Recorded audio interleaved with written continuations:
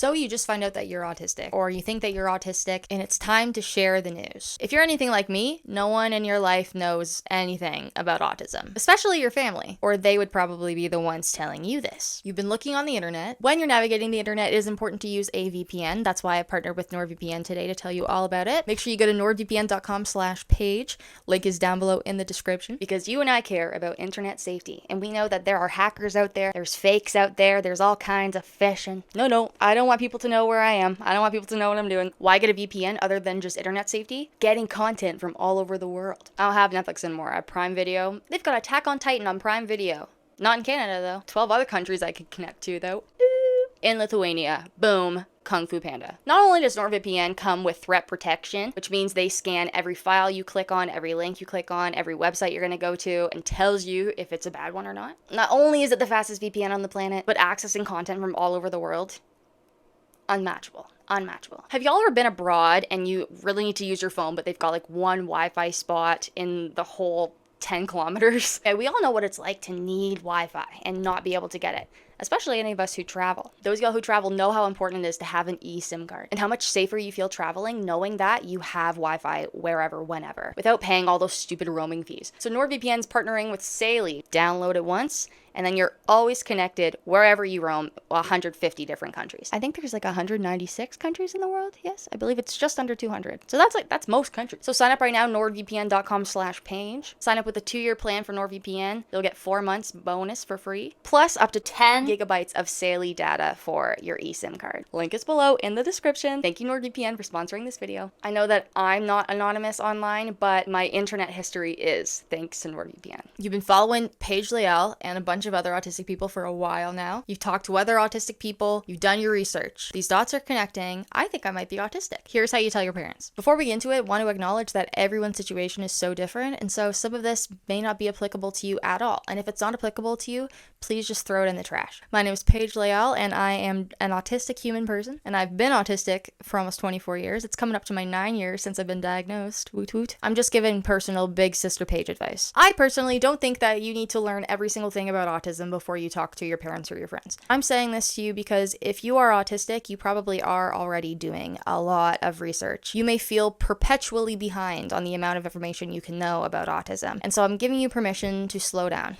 I'm giving you permission to not do it all by yourself. In the ideal world, no matter your age, you would be able to go to your parents for assistance. I don't know what your situation is, but I'm also going to assume that I'm talking to some children here, anyone under the age of 18. And if you think that you are autistic, learn as much about it that you feel comfortable learning by yourself, because let's be honest, it can be really overwhelming. There's so many sources, there's so much information. It's way too much to go through by yourself. Honestly, it's endless. Once you find out you're autistic or think you could be, the content that you could absorb on social media is never ending. So once you feel comfortable in knowing what autism is and what it is and means to you, don't worry about being a professor when you are telling someone that you love. There's also no pressure to tell anyone to. If it's big, scary, weird, if you don't know how it'll make you feel, you don't know how comfortable you feel with it yet, internalized ableism is real, and you have permission and space to start to unlearn that before you start to accidentally even spread it. Take a minute, digest it, and if you don't think telling anyone is going to help you or benefit you, there's no pressure to come out. You can sit in it and casually, you can hang out in subreddits and just casually oh yeah, being autistic. One day your parents go, what? And you go, oh yeah. And then we have this conversation maybe. Before you talk to your family about autism, I want you to talk to them about what you struggle with. Autism itself, the word, the concept, the idea, is not something that anyone can really see. But if you are having panic attacks a lot, that's probably something your family sees. If you cry a lot, are different from them probably in any way. Is there any significant differences in you and other members of your family, the majority of your family? That difference is probably maybe only just going to be in how much you are struggling. You are clearly having a bad time, clearly not coping well, clearly do not have the accommodations that you need. Looking at this and how you are operating day to day, not like traits, not what traits do you have differently. There will be a lot of the same traits. When I grew up, I cried every day, multiple times a day. I was crying way more than anyone else in my family. I cried, I screamed, I had panic attacks. That was weird. My family's like, whoa, we don't usually do that. So for me, I would say to my family, you know how I cry a lot? You know how I am stressed the frick out. You know how I am just stressing? You know how stressed I am? What do they know about you that autism explains? I mean, you tell me, what made you start to look into autism? What did you see or think or feel that you're like, I saw this little video. They watch it. They're like, oh, wow, that's so silly. And you go, yeah. So then I went down a rabbit hole. What made you start looking into this? Or what made you feel like there was something different, something that you needed explained? People may not understand the word autism, but they understand feelings more. Okay, yeah, no, I think I do need to have my hair behind me here, else it looks like I am naked. You naked. But then when I do this, people are like, oh my God, Paige got a haircut. At some point, you're going to do the whole, there's a word, it's called autism spectrum disorder. And they're going to go, what's that? What is autism? What does that mean? Now, you probably know these people that you're talking to and sharing. You may or may not know the kind of idea that they have in their head when they think about autism or when they think about you having autism. Now, it's not your job to be hypervigilant, but I know that a lot of us are, and so you may kind of know the question that they are really asking you to answer. What is autism to you? What does autism mean to you? There are so many different avenues that you could go to into explaining autism. And hey, if you're autistic, we don't have time for it all. I know we could info dump on it all, but they're not here for that. They don't want to listen to that. We need like 15-second elevator pitch. This is what it is, so then we can answer more questions, okay? Pick your fave avenue of saying what autism is to you. This is my favorite. So in autistic people, the brain actually develops differently, and so it has a lot more connections with each other, a lot more activity going on. Personally, I find explaining autism using the connectivity theory is one of the easiest ways of understanding in like the shortest amount of words. I think that hits a lot of points, like why autistic people can be so different. Okay, connections. More connections, more synapses, more stuff going on. For me, big time emotions and stressing out and overthinking about everything. The OCD, the physical disorders that we all also often have because of our funky dunky nervous system. Personally, when talking about autism, I stay away from the social skills, blah, blah, blah. A lot of it is stereotypical, and a lot of it can be clapped back with stereotypical clapbacks. We know a lot of autistic people, especially late diagnosed autistic people, can and do experience masking. So if you're talking to someone who doesn't get it, someone who's maybe a little difficult, you don't want to give them ideas that they can clap back on. Be like, well, you're social, you have friends, so obviously that you're not autistic.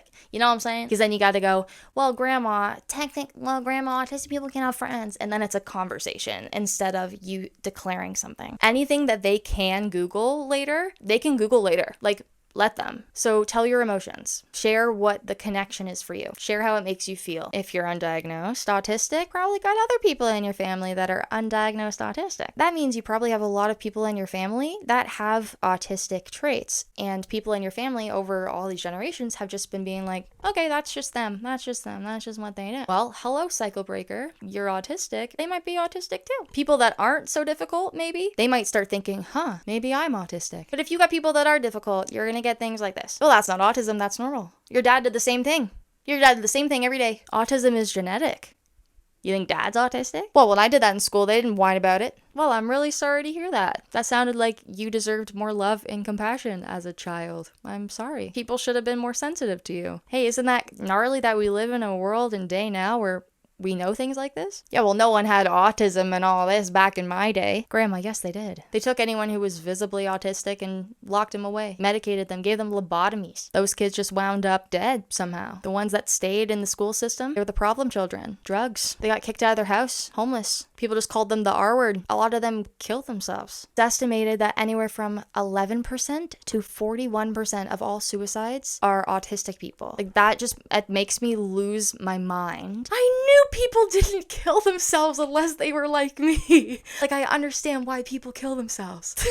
If they're like me. This is hard. Sorry, now this is personal, but thinking back in my family, there have been suicides in my family. And I'm like, oh my God, like, they were probably autistic.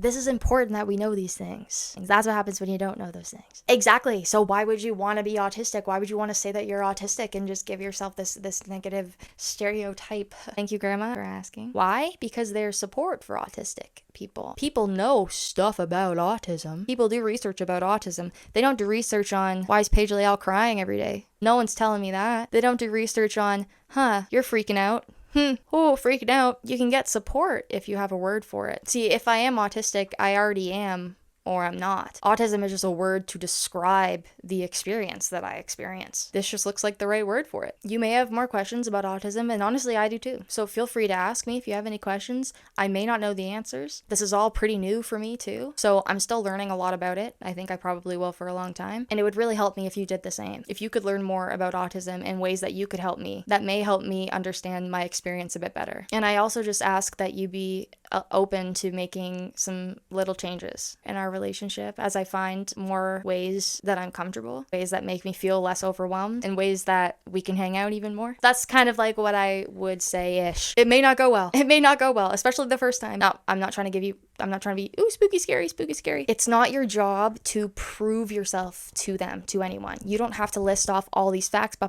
this is why I'm autistic. You may want to, and it may feel good to, so if you want to, go for it. That's because it feels good to you. People usually don't react to things like that. Usually what makes someone else change, so this is specifically if they're like a difficult person, it's not going to be facts. It's going to be feelings. People only change when they have the feeling that they want to change. So the best way that you can support others by supporting you is living true to you and who you are. Have those boundaries. Start to know who you are a little bit and stand by it. Don't coddle them either. If they're having a difficult time understanding what autism is, they live in the here and now just like you and me. They have access to all the same things. So for a lot of us, it's hard to ask for support from our parents or our loved ones or people who just like aren't really into the whole autism thing. A lot of autistic people, a lot of humans in general, just don't have good resources on parenting. Like just have not been taught how to parent, or that like you shouldn't. Sometimes like you just should not have kids. Just don't have kids. Sometimes our parents just don't have the capacity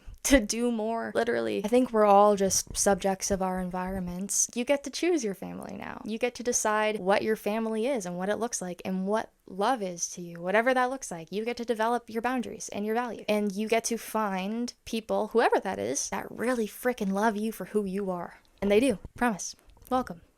If you were just learning more about being autistic, I mean, hi, I'm Paige Layle. I talk about autism and stuff. That's like my whole gig. I'm on YouTube, Instagram, TikTok. I have a website. I have a Patreon. I have some cool things that I'm developing, but I'm not saying them out loud because I hate saying things and then not doing them. I have PDA, and so if I say things, I'm gonna not want to do it because I'm a freak. No, I'm not a freak. I'm being ableist against myself. I'm being ableist. I'm not a freak. I just have a nervous system disability. Okay. There's a lot of autistic people now talking online, and not just in socials and on socials, but now a lot of autistic people are talking to and connecting with organizations. There are resources. It may be tough to find them. Self-diagnosis is valid here. You don't have to get a piece of paper that costs thousands of dollars from some dude who only learned like about autism for 3 hours 20 years ago in a university taught by some white guy who didn't care. If you think that you're autistic seriously and you're self-diagnosing yourself seriously, you've probably done months worth of research. Way more than some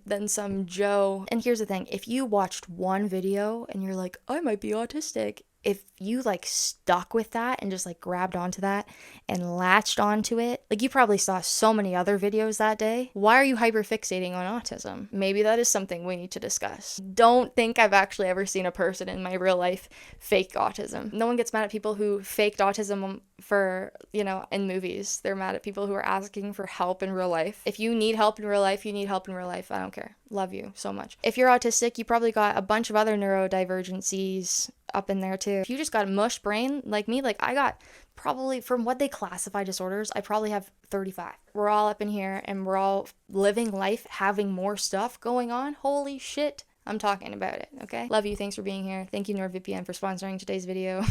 Can you guys like this video? Jesus. And subscribe? Maybe? God. Okay. Love you. Bye. This is what? This is the end of the video song. This video is to tell you the video's done. If you're hearing this, it's because the video's done. Go watch another one. Boop, boop. Have a good day. Love you so much. Bye.